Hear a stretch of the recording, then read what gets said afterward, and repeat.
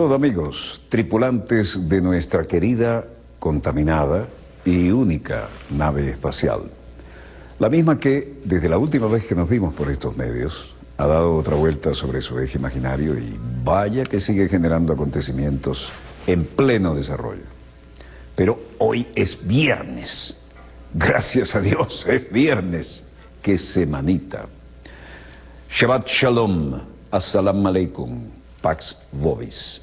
Recuerden, en esta tierra de gracia llamada República Bolivariana de Venezuela, convivimos en santa paz los seguidores de las tres grandes religiones monoteístas que confluyen en Medio Oriente, en Tierra Santa. Y de todas las otras, y los agnósticos también. Esto es un privilegio que tenemos que saber valorar, apreciar y preservar, por más que nos lo quieran enturbiar, personajillos de todo calibre, ¿no?, que vienen y van, y los que faltan, pero para eso hemos generado muchos anticuerpos. Hoy seguimos con la tragedia griega, pero tiene además una vuelta de tuerca interesante. Los colegas de la radio televisión griega, uno de cuyos representantes más conspicuos del sindicato, alguna vez entrevistamos aquí, cuando pasó por la República Bolivariana de Venezuela en busca de solidaridad, que la tuvo y en grande, le dedicamos un programa completo además acá, ¿no? Volvieron al aire y volvieron con la misma plantilla, nadie fue votado. Eso para un sindicato de estos medios no es poca cosa, ¿no? Pero el tema tiene, la agenda hoy tiene cosas tragicómicas interesantes, ¿no? ¿Recuerdan a Dominique Strauss-Kahn? El presidente del Fondo Monetario Internacional, como se hizo famoso por su apetencia sexual y porque además a poco menos de 2 horas de tomarse el avión para volver de Nueva York a Francia, violó a una camarera del hotel del Sofitel donde estaba, y además de raza negra, y eso se transformó en un escandalazo. Bueno, de aquellos polvos que trajeron estos barros, hoy, con todo el dinero y la influencia, logró zafarse. Parece además que hubo mucho dinero en compensación, pero en la ropa de la víctima se encontró las pruebas de ADN, indicaron que era semen del personaje. El presidente del Banco Mundial se consideraba intocable, ¿no? Entonces una asistente de limpieza que viene a su suite del hotel y que le cae bien, le dijeron, ay, ¿por qué no? El poder que enloquece, ¿no? Bueno, le habían prohibido moverse no muy lejos, solamente le permitían ir a la sinagoga, que es su fe, y ahora se salvó. Pero no es eso de lo único que vamos a hablar. Grecia continúa siendo la nueva tragedia, y es porque aplicaron el paquetazo neoliberal a ultranza en su momento y ahora están recogiendo. Y porque están recogiendo se salvaron los colegas de la televisión, reabrió, pero se están salvando muchísimos de todos los estratos. De manera que, si recordamos el Caracazo, entenderemos la indignación que ha generado en Grecia aquella aplicación ortodoxa del paquetazo neoliberal. Por lo que respecta a Strauss-Kahn, también haremos un raconto que comienza en Francia y que nos lleva hasta aquel día en que se le acabó la suerte de violador, a cuenta de que tiene un apetito sexual alto, y nos llevaría a Nueva York, en sus orígenes de ese culebrón. Culebrón que tiene todo el contenido, ¿no? Personaje importante, dinero, relaciones, cargos y por supuesto sexo. Pero esta es la vida real, y la vida real, a veces los platos rotos se pagan. De alguna manera la influencia sirvió. Le ha ido demasiado barato. Bueno, entramos en acción con la pauta, y lo que tenemos es que hay preocupación en Gran Bretaña después que el Fondo Monetario Internacional se levantó de la mesa de las conversaciones en Gran Bretaña, en toda Europa, ¿no? Pero en Grecia fundamentalmente. Se levantó de las conversaciones con los representantes de Grecia y se fue. Rien d'extraordinaire à ce que je le fasse maintenant. Je ne crois pas qu'on puisse interpréter.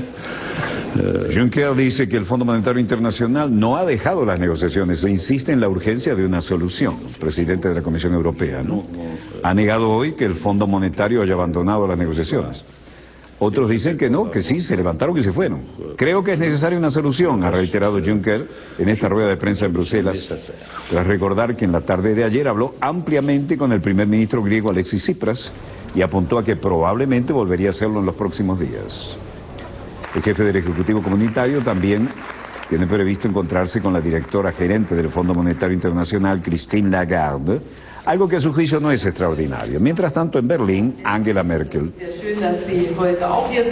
Will ich zumindest für Verständnis werben, dass eine Notenbank wie die Europäische Zentralbank auch darüber Al menos me gustaría preguntarles por su comprensión de que los bancos centrales, como el Banco Central Europeo, tienen que pensar en qué hacer si la tasa de inflación es tan baja para garantizar que no terminen en un ciclo de deflación, pero también puedo entender las discusiones al respecto. Merkel sobre Grecia dijo, donde hay voluntad hay un camino. Griechenland will ich einfach nur noch sagen, ich habe es in den vergangenen Tagen immer wieder gesagt, wo ein Wille ist auch ein Weg, aber der Wille... Y sobre Grecia me gustaría decir, y lo he repetido esto en los últimos días, donde hay voluntad hay un camino. Si no hay voluntad tiene que venir de todos lados también la ayuda. Es importante que mantengamos el diálogo entre nosotros. Wir wollen gute Beziehungen zu Russland haben, wir können aber Queremos tener buenas relaciones con Rusia, pero no podemos aceptar las violaciones del derecho internacional y que solo encontraremos una solución política si esto se respeta. No habrá una solución militar a este conflicto. Estoy profundamente convencida de ello. Bueno, habló de todo, ¿no? Al fin y al cabo es la dama de la conducción política europea, ¿no? Los funcionarios griegos parecían optimistas sobre la posibilidad de lograr un acuerdo antes de fin de mes. Los acreedores ahogaron esas esperanzas. Aquí tenemos al jefe de las finanzas griegas, Yanis Varoufakis. Llega como de costumbre en su motocicleta, sin limusina, sin chofer, sin corbata. Bueno, ahí hay un programa en el que podemos tener esperanzas, dijo, y por lo que a mí respecta, haremos todo lo posible para que el programa adecuado se lleve adelante. La sede de todos los intercambios en la capital griega, lo único que funcionaba bien era el tablero electrónico porque todo el mundo brillaba por su ausencia, ¿no? Ha habido opiniones al respecto. Un trabajador de 36 años que había sido despedido recientemente, como tantísimos otros en la aplicación de este paquetazo neoliberal, decía hoy, luego de ver las gráficas, que a él le importa poco, a él lo que le importa es recuperar su trabajo, ¿no? Pero las gráficas daban una idea de cómo estaban las cosas. Soplaban fuertes vientos hoy en la capital griega y el ministro de Finanzas, Yanis Varoufakis, dijo que el gobierno no tenía el mandato del pueblo para firmar un nuevo programa de rescate en medio de crecientes temores por el futuro del endeudamiento del país, que ya es mucho, después que el Fondo Monetario Internacional dejó en efectivo, lucro, las conversaciones, las reformas de Bruselas, citando diferencias importantes. El actual gobierno en Grecia, supuestamente democrático, nos había prometido que respetaría las decisiones de los tribunales y esto no sucedió. Nos siguen lanzando a la calle. Hemos estado en paro durante 18 meses. No podemos vivir así. Se niegan, no nos proporcionan ninguna solución y al mismo tiempo el ministro de Finanzas hace 3 semanas volvió a contratar a otros, no a los que nos habían mandado a la calle.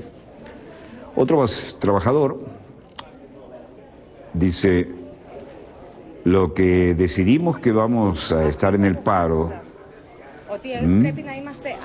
no vamos a tener una vida digna, ¿no? Ahora deben asumir la responsabilidad de nuestras vidas. Vamos a ir a la huelga de hambre, no vamos a comer nada, solo vamos a beber agua hasta que consigamos nuestro trabajo, que nos devuelven nuestra vida. Nuestras vidas están en sus manos. Y esas bellezas se decidieron a ir a la huelga de hambre. Estamos en la Plaza Sintagma, al fondo del Parlamento griego, ¿no?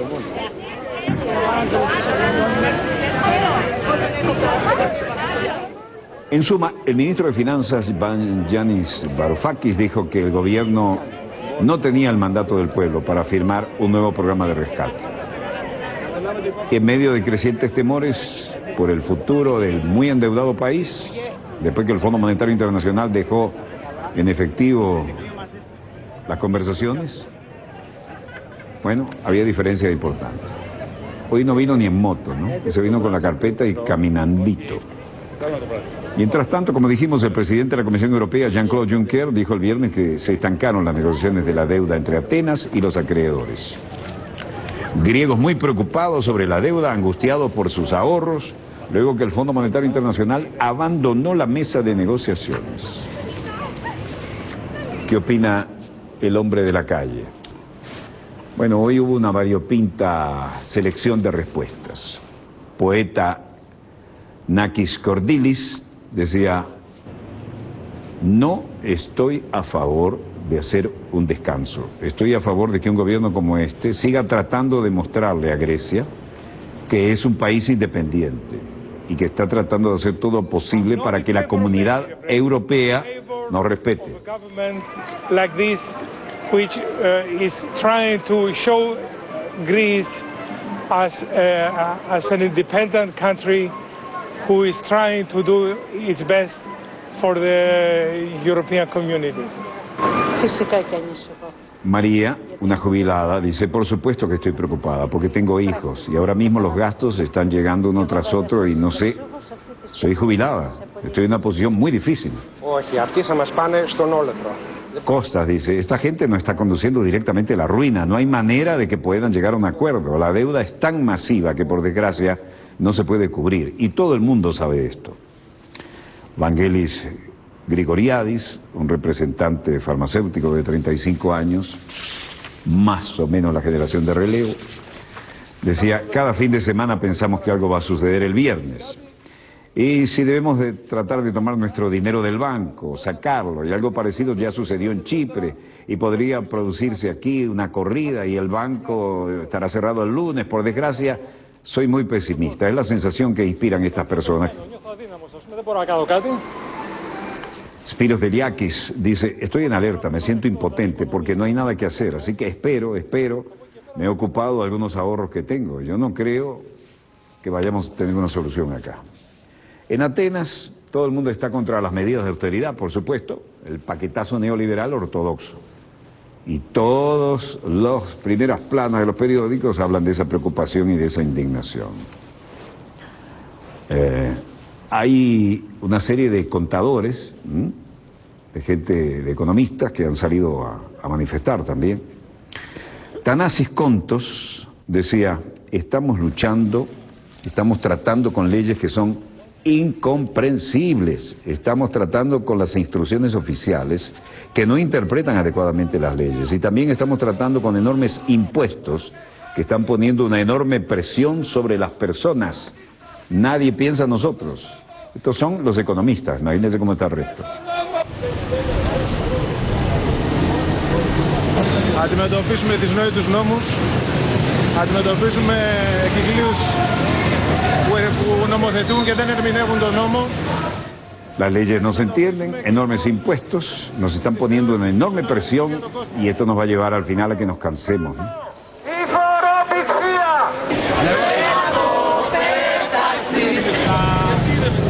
Son los economistas los que protestan frente al gobierno. Esto es difícil meterle un gato por liebre. Cristina Doirangli también declaraba aquí.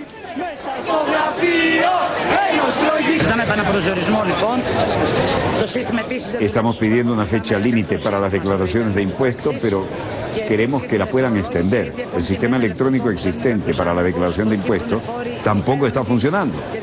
Y estamos también en contra de la sobreimposición, porque incluso el interés del 1%, si alguien está en paro, es algo grave. Creemos que es una política equivocada. Bueno, las gráficas económicas no daban para ninguna... Vean cómo va eso. Contadores protestando contra las medidas de austeridad y el sistema tributario. Centenares de contadores realizaron una manifestación en la capital griega para protestar contra las medidas de austeridad del sistema tributario de la nación. Grecia actualmente tiene la mayor diferencia de Europa en los impuestos al valor agregado, adeudado y el IVA recaudado, gran parte porque el sistema es tan complejo. La simplificación del IVA y ERT vuelve al aire. Los colegas de la estación oficial de televisión, vuelven al aire. Enhorabuena, lo lograron.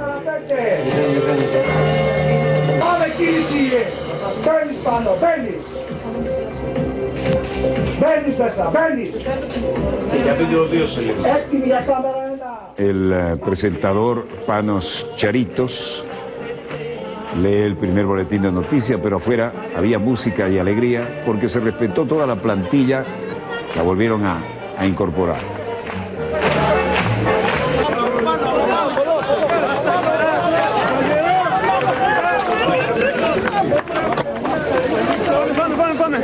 Η ΕΡΤ ανήκει στο ελληνικό λαό. Η ΕΡΤ είναι ταυτόσιμη. Alexis Tsipras, ERT pertenece al pueblo griego. ERT, la televisión oficial, es la identidad del pueblo griego y su historia, y estamos todos muy orgullosos que nos tocara volver a ponerla en el aire. Esta es la actualidad.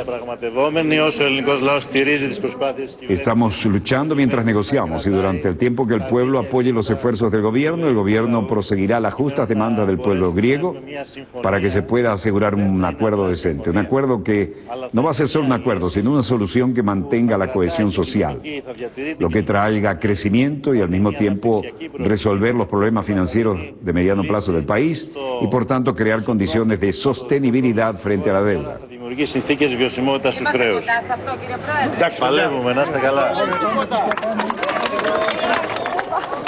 Luego, a otra pregunta, dice: yo no he venido aquí para saludar, vine aquí para participar en esta celebración, que es una celebración de la democracia. Solo voy a decir algunas palabras. La televisora nacional ERT no fue reabierta por el gobierno. Fue reabierto por las luchas de los trabajadores. ERT reabierta por los 2 años de largas luchas del pueblo griego contra las políticas bárbaras e ilógicas, es decir, contra el paquetazo neoliberal.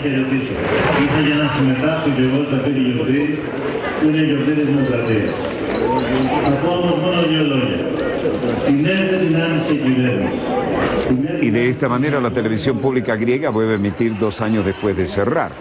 La cadena ERT costaba 300 millones de euros al año antes de que el gobierno conservador de Adonis Samaras decidiese en junio de 2013 cerrarla. Fue sustituida desde entonces por un canal de mucho menor perfil llamado Nerit, que espera que se fusione o sea absorbida por la ERT. Varios trabajadores subieron esta semana a lo más alto de la sede del canal para quitar las letras NI de su logo y que quedara ERT. Todo el personal del canal estaba hoy alegre. El partido de Tsipras, Syriza, se refirió a la reapertura como una gran victoria para la democracia. El primer ministro griego, que está luchando por llegar a un acuerdo con la Unión Europea y el Fondo Monetario Internacional para conseguir dinero a cambio de reformas, había calificado el cierre de la televisora nacional como una gran herida en el rescate de su país. Este jueves por la tarde estaba previsto un concierto en la sede del ERT. Mientras tanto, en París, profesores marchan contra el gobierno.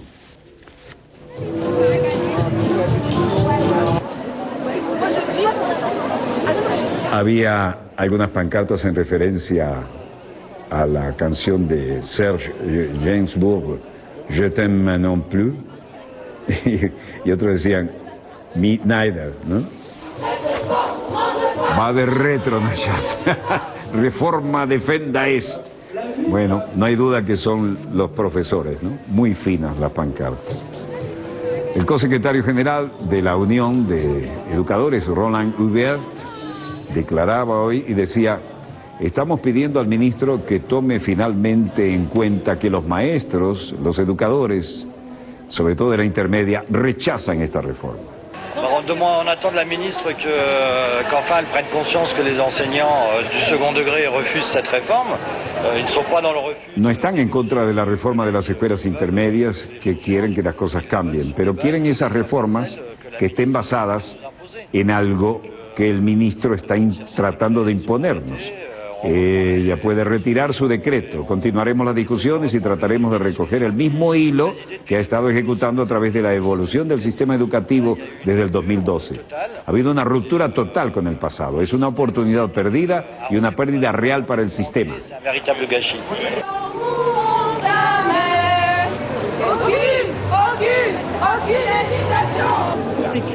Una profesora de alemán de la escuela intermedia, Julie Bodnar, decía: queremos dialogar con el ministro, queremos construir juntos las reformas.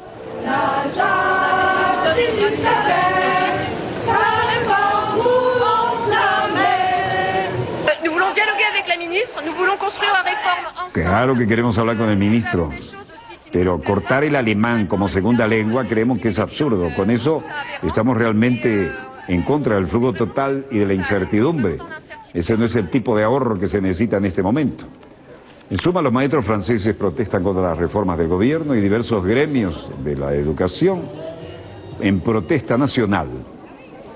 La pancarta decía: eliminen la reforma escolar. Anunciado como lucha contra el elitismo y para asegurar el uso equitativo de los recursos didácticos, la reforma ha enfrentado críticas por parte de los sindicatos, la oposición conservadora, sectores de la izquierda, e incluso Alemania, que teme que la enseñanza del idioma alemán en las escuelas medias de Francia pueda sufrir. Y ahí estaba latín y griego también en la candela. Strauss-Kahn vuelve a ser noticia. En Lille, Francia, el ex jefe del Fondo Monetario Internacional, este sátiro, Nefasto Diallo, la camarera de Nueva York, que le costó el cargo presidente del Fondo Monetario Internacional, le tocó llegar a la corte hoy, fotógrafos siguiéndolo, distancias más o menos discretas mantenidas. Richard Malka, su abogado, también estaban por allí. El caso Strauss-Kahn, el affaire Strauss-Kahn, fue un caso judicial en el cual Nafissatou Diallo, una inmigrante de Guinea, acusó al economista y político francés Dominique Strauss-Kahn, presidente entonces del Fondo Monetario Internacional, de haber intentado violarla el 14 de mayo de 2010 en la suite 2806 del Hotel Sofitel de Nueva York, donde ella estaba limpiando. Además, que la golpeó y haber intentado violarla y obligarla a practicarle sexo oral. Qué carita de yo no fui. Strauss-Kahn negó haber tenido contacto con ella, pero las pruebas de ADN demostraron que había semen suyo en la ropa de la mujer. Los informes médicos probaron los daños causados a Diallo, incluso en su vagina y en su hombro. Hubo que operarla, al menos del hombro. Pero cuando se descubrió que había mentido sobre su pasado para justificar su solicitud de asilo en Estados Unidos, ella perdió credibilidad y el fiscal se vio obligado a retirar los cargos. ¿Usted cree eso?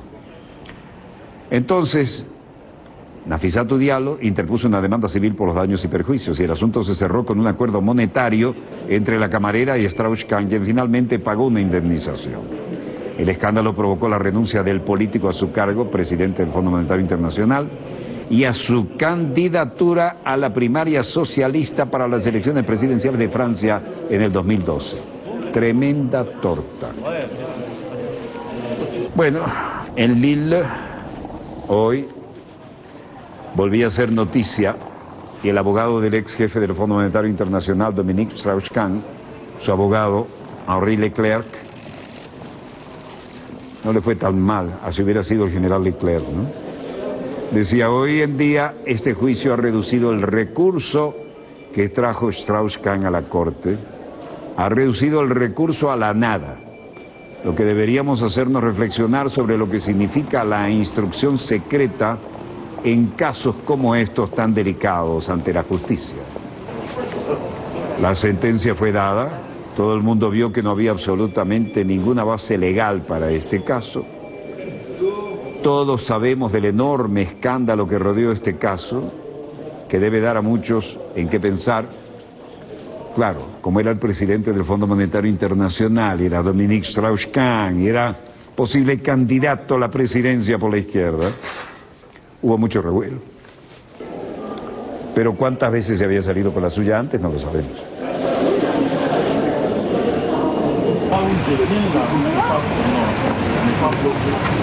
Demasiado bululú para este caso, pero la justicia francesa absuelve a Strauss-Kahn del cargo por acoso sexual. Un hombre que acostumbraba a organizar orgías con sus amigos, un disoluto más que conocido. El veredicto se conoció 4 años después de unas acusaciones de acoso sexual por parte de la camarera del Sofitel de Nueva York, que terminaron sus ambiciones políticas se le acabó la carrera política y lo forzaron a dimitir como presidente del Fondo Monetario Internacional. Aujourd'hui, ce jugement vient de mettre à néant.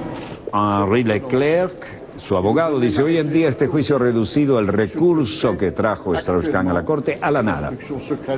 Lo que debería hacernos reflexionar sobre lo que significa la instrucción secreta en casos como estos. La sentencia fue dada. Todo el mundo vio que no había absolutamente ninguna base legal para este caso y todo el enorme escándalo que rodeó este caso nos va a dar mucho que pensar. Autour de cette affaire est quelque chose qui devrait donner à tous à réfléchir. Y luego, otro abogado del expresidente del Fondo Monetario Internacional, Dominique Strauss-Kahn, Richard Malka, diciendo: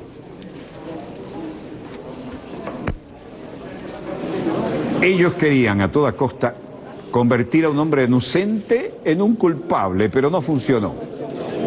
Un mot, maître, pour la presse qui n'était pas là. On a voulu à tout prix faire d'un innocent un coupable. Ça n'a pas marché.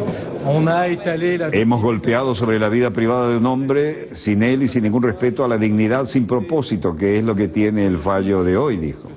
Hoy en día, al final de un juicio que ha sido ejemplar, completo y digno, la ley fue respetada. Como el señor Leclerc dijo, tenemos que sacar lecciones de ella. Le droit a été dit et il faudra, comme l'a dit monsieur Leclerc, maître Leclerc, en tirer les leçons.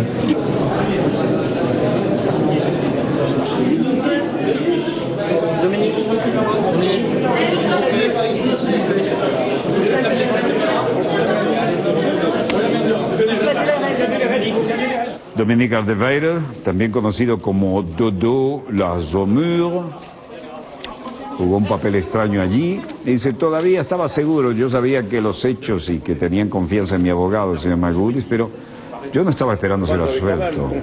Yo saludo la valentía de la Corte porque no caen en lo que se esperaba con todo y las presiones. En todo caso, se logró un acuerdo financiero con la camarera del Sofitel de Nueva York después que los fiscales abandonaron los cargos penales. Muchas sonrisitas. A lo mejor son muchos de los amigos de las orgías que organizaba Dominique Strauss-Kahn. Todo París lo sabía, todo París. Como aquel todo Madrid lo sabía, todo Madrid menos él.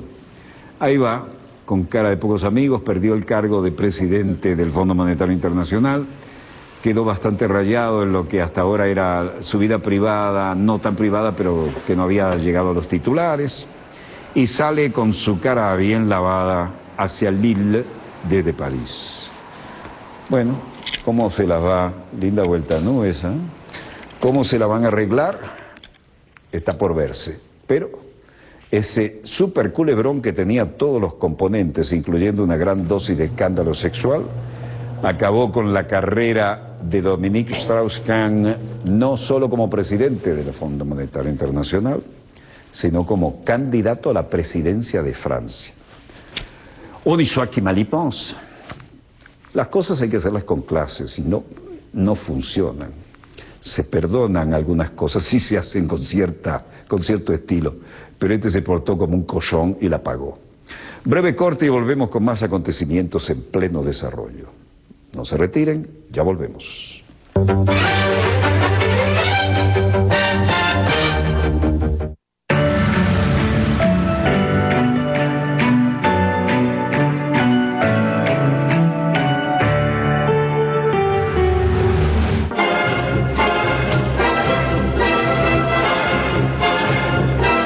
Yaribet Marcano. Hermano y yo vamos a vivir en algo cómodo que yo deseaba y anhelaba de hace años. Carmen Peña. Yo pude tener mi pensión en Revolución, pero mis padres se fueron sin poder haber visto esto.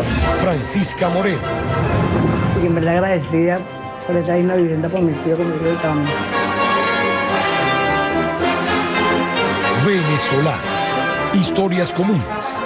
Conoce cómo se transforma la patria junto a la primera combatiente. Rescatando los valores para esta patria. Concilia en familia. Domingos a las 12 del mediodía. Más BTV. Más revolución. Él es Juan. Nunca en su vida ha trabajado en un banco. Sin embargo, es pieza fundamental para que millones de personas tengan acceso a la banca. Él es Alberto, que no es agricultor, y aún así, gracias a su trabajo, toneladas de alimentos se producen, procesan y distribuyen a diario. Personas que con su trabajo de todos los días renuevan nuestro compromiso de hacer de las telecomunicaciones un servicio que garantice e impulse el desarrollo económico e integral del país. Por eso, hoy queremos celebrar 8 años conectados con el desarrollo productivo de Venezuela. CanTV.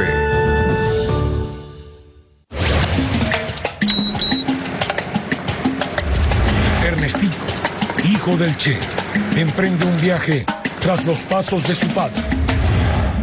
Es una lástima que yo no me recuerde, porque a mí me hubiera gustado ser un poco más grande de eso, tener por lo menos la memoria de mi padre vivo, ¿no? Testimonios que reflejan el lado humano de quien marcó una huella imborrable en los pueblos latinoamericanos. El Che no perdonaba. El Che era exigente, pero esa moral que el Che exigía de su tropa la tenía él. El hombre que lo dejó todo por la defensa de sus ideales. Mi padre el Che, este domingo a las 11:30 de la noche. Más BTV, más revolución.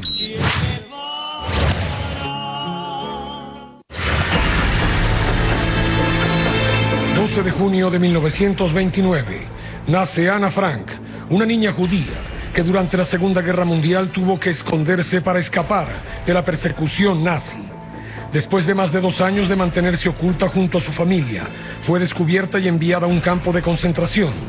Durante su trágica experiencia, logra escribir un diario en el que deja testimonios del sufrimiento que le tocó vivir durante la dominación nazi. Ejemplar que gracias a su padre Otto Frank, el único sobreviviente de su familia, daría a conocer bajo el nombre El Diario de Ana Frank.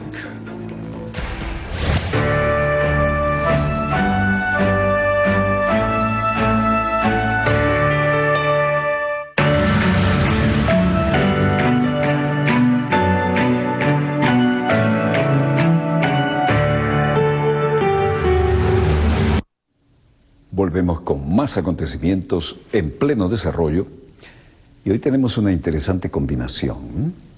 ¿Saben quiénes están haciendo maniobras en el Mediterráneo? ¿La sexta flota? No. La flota rusa y Egipto, a partir del legendario puerto de Alejandría.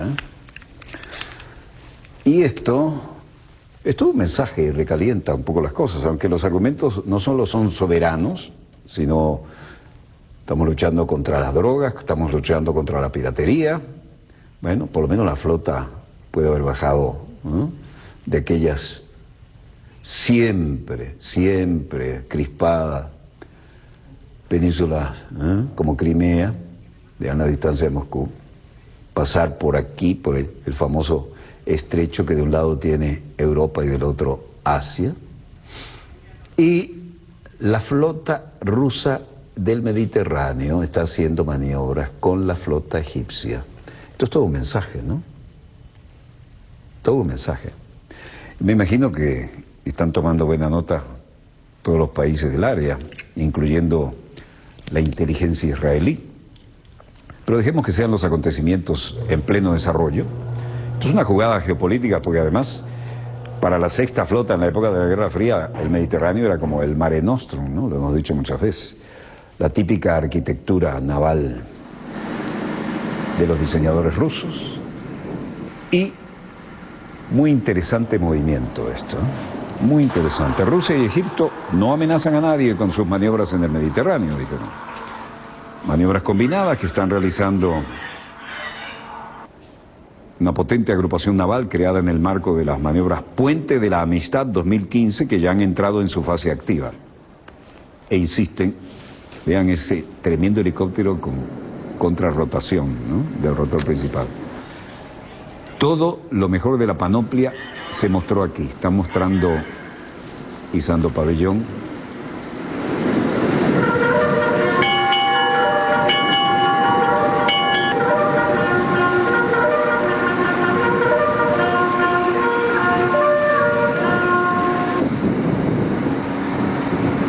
El objetivo es entrenar misiones de protección de comunicaciones marítimas contra diversas amenazas. Se trata de la lucha contra la piratería, tráfico de droga y contrabando de mercancías. Según informó el portavoz de la flota rusa del Mar Negro, el capitán de navío Vyacheslav Trukhatjov, en la primera etapa de las maniobras se crearán varios grupos navales tácticos que participarán en simulacros de operaciones de rescate. Previamente se comentó que los primeros ejercicios navales rusos egipcios se prolongarán hasta el 14 de junio. Buques de Egipto y Rusia también entrenan en tiro en el mar Mediterráneo.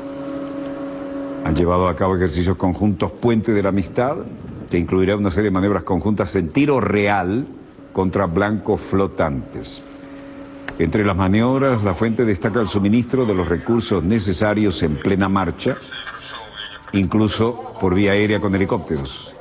Y en el tiempo nocturno, los buques se desplazan en distintas filas y formaciones con uso de diferentes medios de comunicación electrónico y visual, como es tradicional. Bueno, esto es todo un mensaje geopolítico y en un momento donde las cosas no están precisamente en su nivel más bajo de tensión.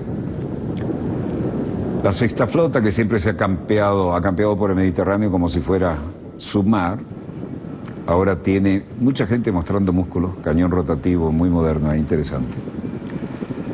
Y mucha electrónica, mucho espionaje, mucho contraespionaje, contramedidas.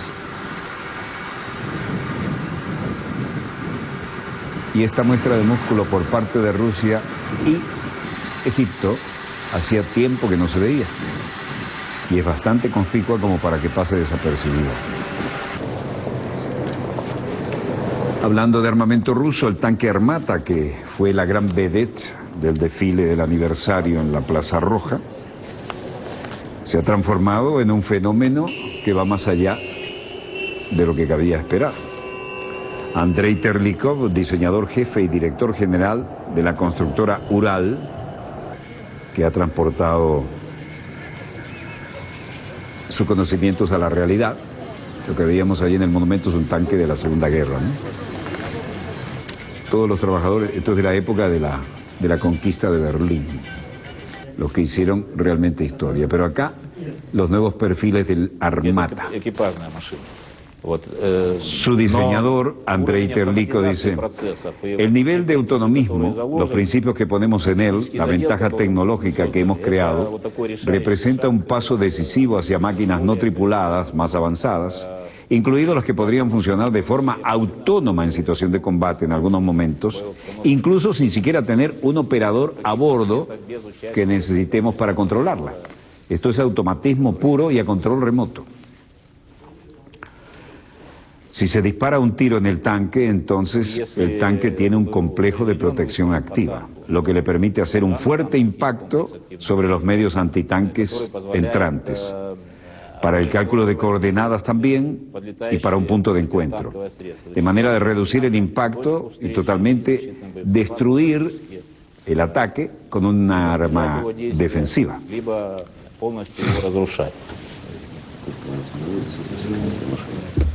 ¿Por qué el tanque Armata ha revolucionado todo? Bueno, Ilya Demchenko, diputado jefe, el segundo a bordo en estos diseños, dice: una nueva filosofía de estas máquinas blindadas es que tiene un módulo de combate con control remoto, con canales múltiples, Spectre, nuevos algoritmos, y si me permite dibujar un ejemplo, es como si la tripulación, en términos generales, estuviera jugando un juego con un ordenador, con una computadora. Solo ha dejado tomar algunas acciones concluyentes, tomar decisiones, pero todo lo demás lo puede hacer el tanque, e incluso lo puede hacer a control remoto. Además, el blindaje del Armata es inmune a todos los proyectiles antitanques, actuales y futuros. Apuesta mucho acá. El blindaje del tanque ruso T-14, construido sobre la plataforma Armata, es inmune a todos los proyectiles de los tanques modernos, misiles antitanques guiados, granadas propulsadas por cohetes, señala el Instituto de Investigación del Acero de Rusia. El blindaje del Armata proporciona protección contra todas las municiones de tanque actuales y las que puedan venir en el futuro concebible. El alto grado de protección del T-14 se ha logrado teniendo en cuenta un gran número de complejos antitanques ya existentes y cómo pueden estos atacar a sus objetivos, no solo directamente, sino desde arriba, lo que permite destruir todos los tipos de tanques modernos. Ahí van los Armata en el desfile de la Plaza Roja, que dejó a todos los agregados militares con la boca abierta. Además, la mayoría de los helicópteros de combate están armados con misiles guiados y también los pueden parar. Ahora estamos en Japón, Tokio. Harris, comandante del Comando Pacífico de los Estados Unidos. Harry Harris, así se llama el comandante de la Fuerza del Pacífico. Quiero asegurarles que el Comando del Pacífico de Estados Unidos trabajará muy cerca con el Estado Mayor Conjunto de Japón.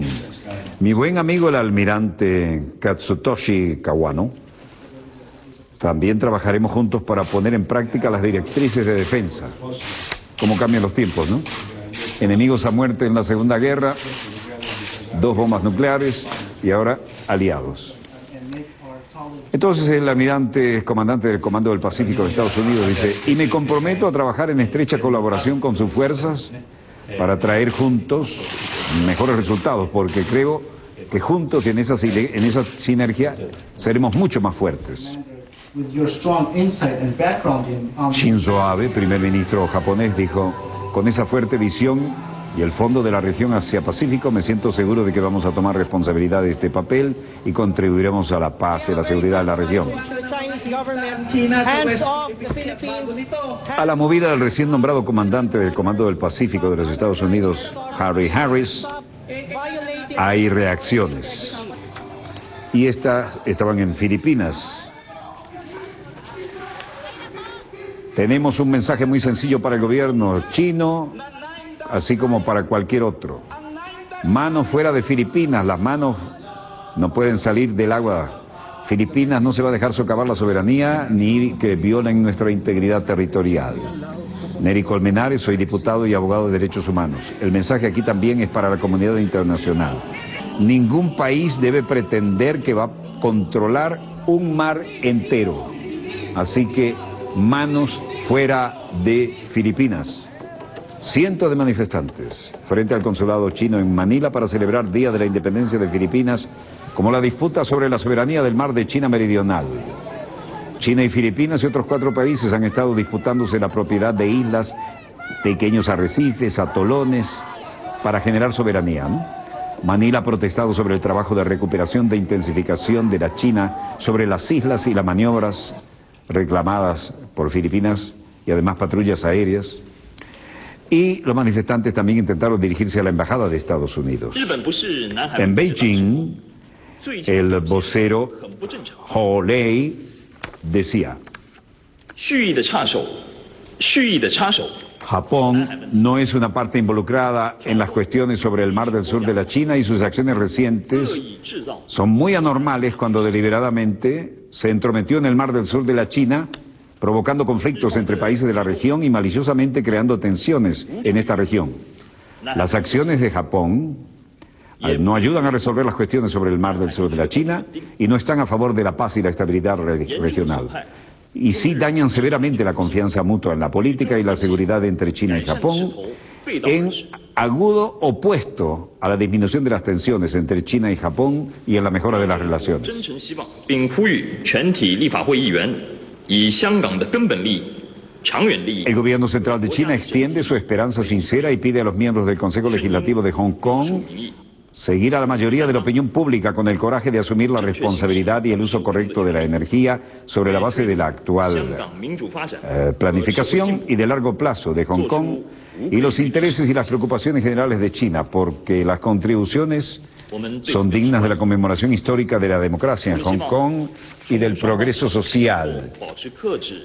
Damos la bienvenida a las decisiones positivas, esperamos que las partes implicadas en la tensión permanezcan restringidas y hagan esfuerzos conjuntos para poner fin a los conflictos y lograr la paz y la estabilidad y el orden normal en la región fronteriza entre China y Myanmar tan pronto como sea posible.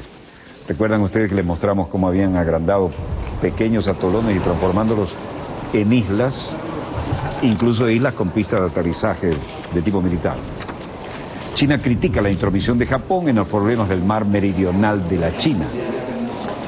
Y mientras tanto, en Berlín, el ministro de Relaciones Exteriores de Alemania, Frank-Walter Steinmeier, con su contraparte, el canciller de Corea del Sur, Jun Bong-se, tenían algo importante que decir. El ministro de Relaciones Exteriores alemán, Frank-Walter Steinmeier, se reunió con su homólogo surcoreano, Jun Bong-se, en Berlín hoy viernes. Y entre los temas que se discutirán está la controvertida candidatura del Patrimonio Mundial de la UNESCO en lo que se refiere a Japón.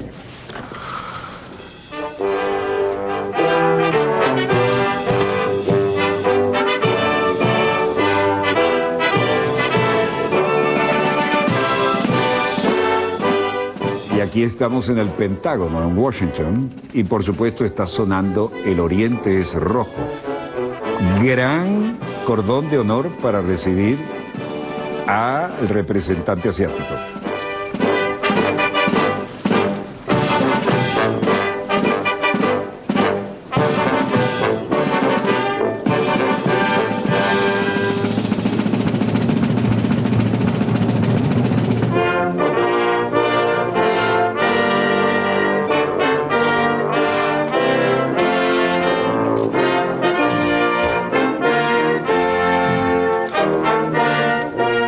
Vean la enorme delegación y rara vez se gasta un protocolo de este calibre en el Pentágono, que normalmente es sobriamente espartano.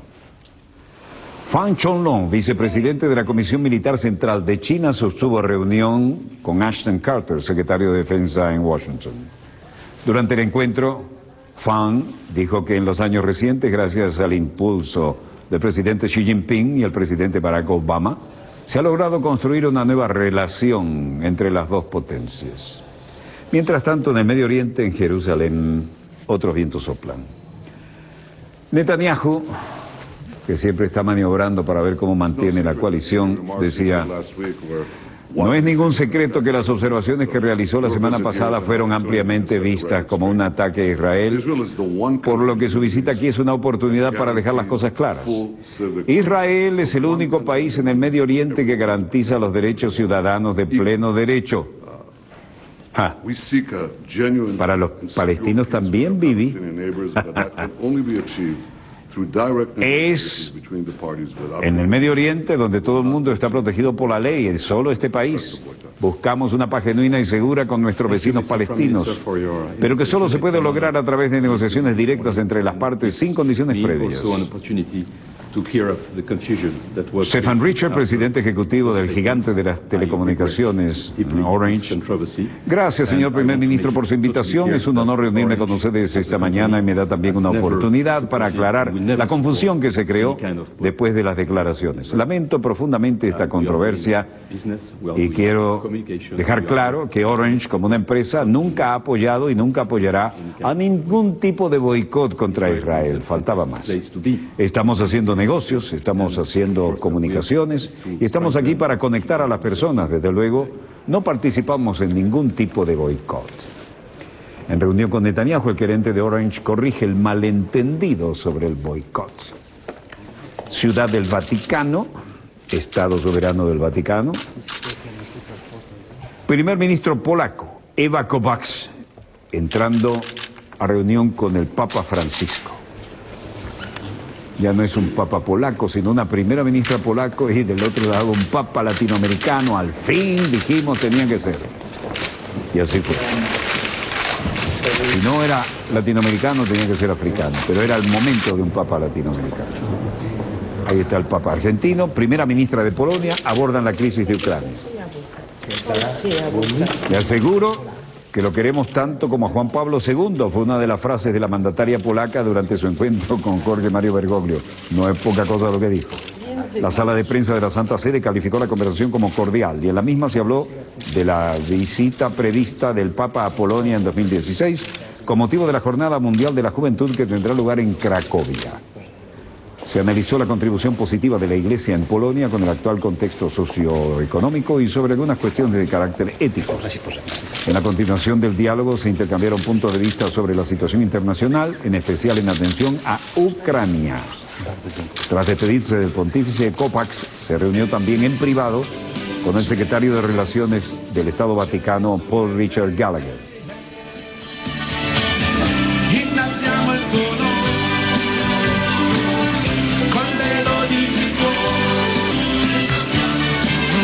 Han cambiado los tiempos, ¿no? Y las músicas. Segunda vez esta semana que Francisco aborda la situación de Ucrania con un líder político, y el miércoles pasado hizo lo propio con el presidente Vladimir Putin. Tras el encuentro, el portavoz del Vaticano, Federico Lombardi, comunicó sobre Ucrania. El Papa afirmó la necesidad de un compromiso sincero y un gran esfuerzo.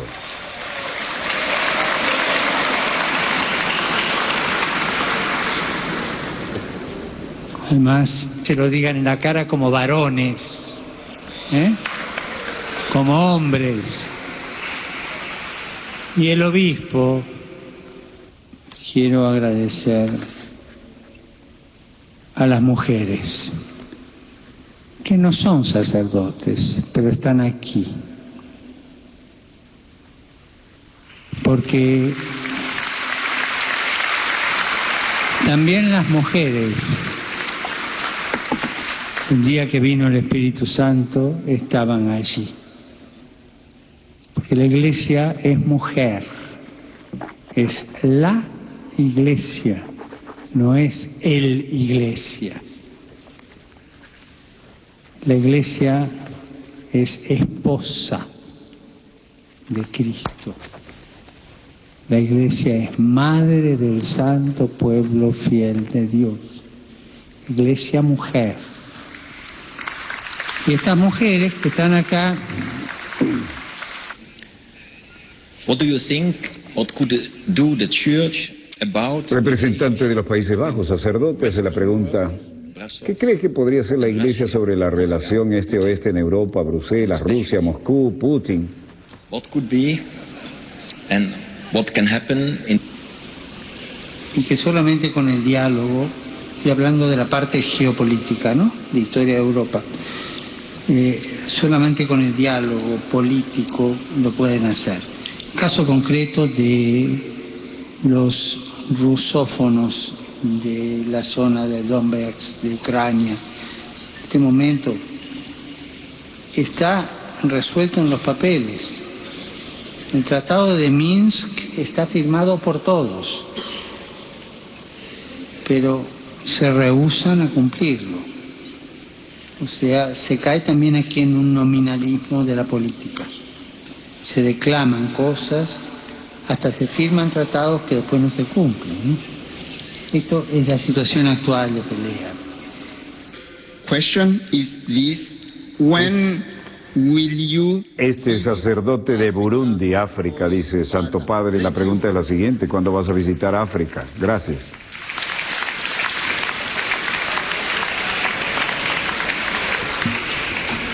Si Dios quiere, estaré en África en el mes de noviembre. Se aleja del micrófono, dijo que va a estar en África en el mes de noviembre. Africana primera y en Uganda después. República Centroafricana primero y Uganda después. Como posibilidad, pero todavía no es segura porque hay problemas allí para la organización en Kenia. Pero al menos esos dos seguros. El encuentro estuvo articulado en forma de preguntas y respuestas, un sacerdote de cada continente. Todavía no se conocen la fecha exacta del viaje. Bunkovo, aeropuerto de Bunkovo, Istra, Rusia. 25 pilotos privados establecieron un nuevo récord mundial el sábado 6 de junio, después de volar en formación sobre la ciudad rusa de Istra. Un video publicado en un sitio web mostró los helicópteros despegar antes de crear una formación de diamante en el cielo. Artem Kurpitko, uno de los pilotos que participan en la exhibición aérea, dijo que se le ocurrió la idea hace un año y comenzó a entrenar después de invitar a otros pilotos privados para el desafío. Este es la formación en tierra, el ensayo. La mayoría de los participantes, que incluyeron 2 mujeres pilotos, utilizan sus propios helicópteros. mientras que varios aviones fueron alquilados desde un aeropuerto local. Un modelo bastante popular. Tiene además unos controles que parecen un mando de motocicleta, ¿no? Muy interesantes.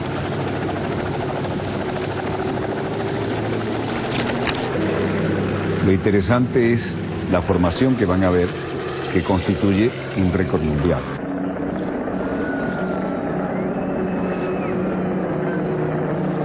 Véanla, ahí la tienen. 25 helicópteros en formación diamante. Nunca se había visto hasta ahora. Y los congelamos para que vean. 5x5 en perfecto diamante. Nunca se había hecho esto. Es un récord mundial.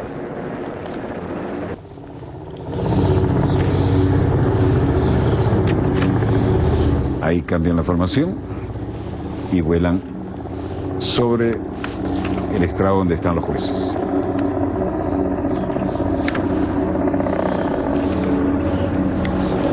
Bueno, otros que fueron noticia, unos turistas que quisieron dar la nota posando desnudos en Malasia. Ahí la tienen.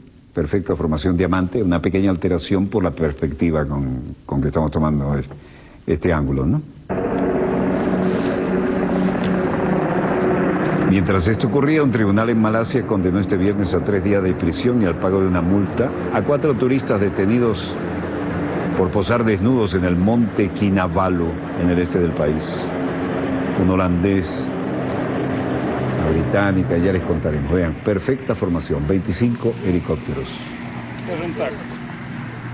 Esto se dice fácil, se observa con tranquilidad, pero esto requiere tremendo, ahí rompen, muy en orden, porque si no sería el descalabro. Muy ordenadamente van rompiendo la formación.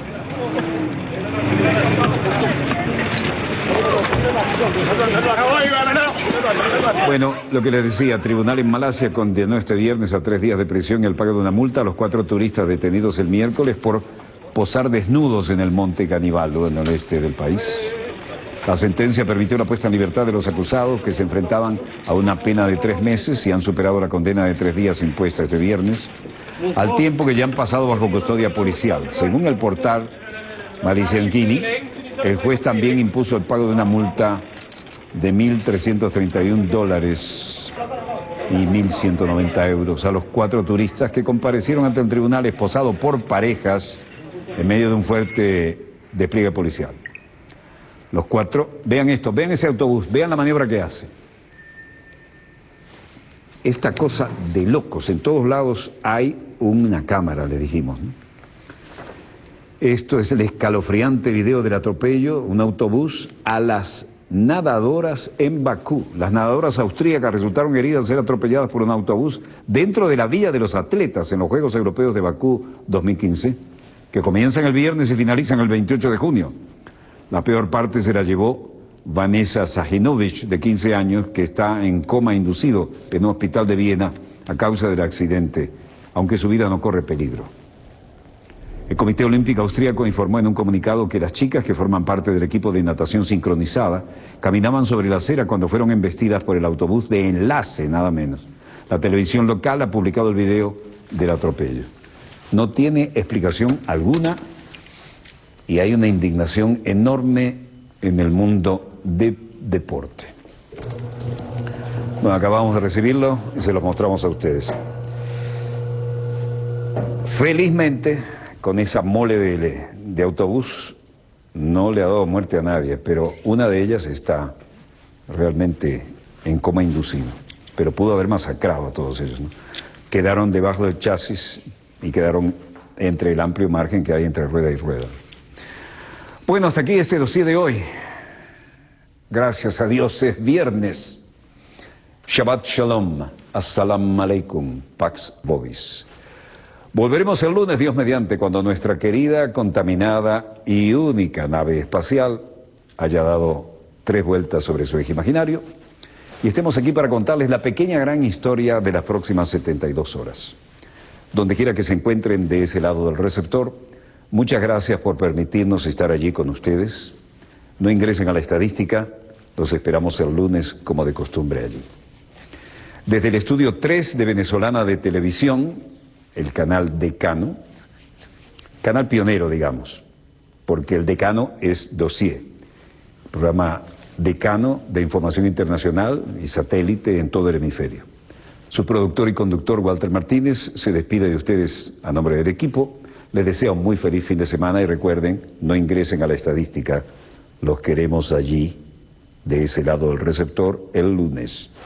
Si hubiera algo muy importante, así estaríamos al aire. Cuídense, los queremos mucho.